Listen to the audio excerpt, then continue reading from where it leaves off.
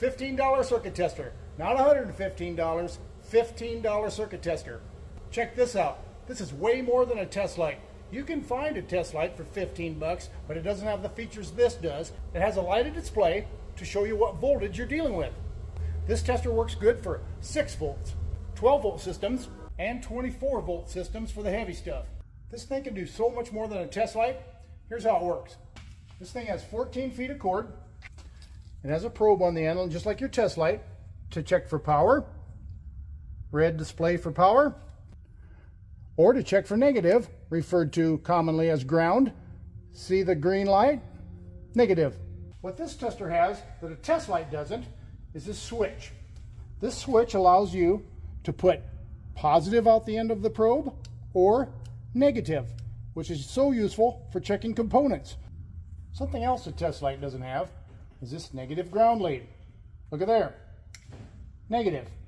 Perfect for checking for continuity in wiring, components, fuses. Check it out. Hook the fuse to one side of the contacts. We're going to check for continuity through the fuse. This fuse is good.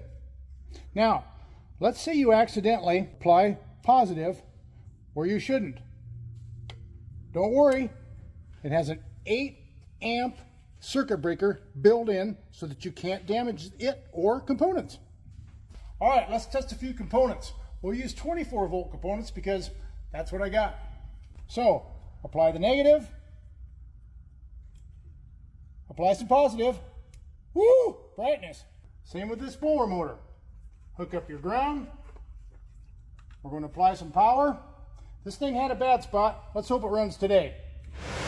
Woo! Feel the breeze. How about a simple horn? You need negative. Apply a little power. Works. So in a nutshell, we've pretty much tested a whole circuit. We know we have the voltage by our display. Our components, we've tested those. What's next? The wiring. Look at there. Wiring in between the component and the voltage. So, take my advice. For 15 bucks, get one of these. Cut your troubleshooting in half, no matter what voltage you're at.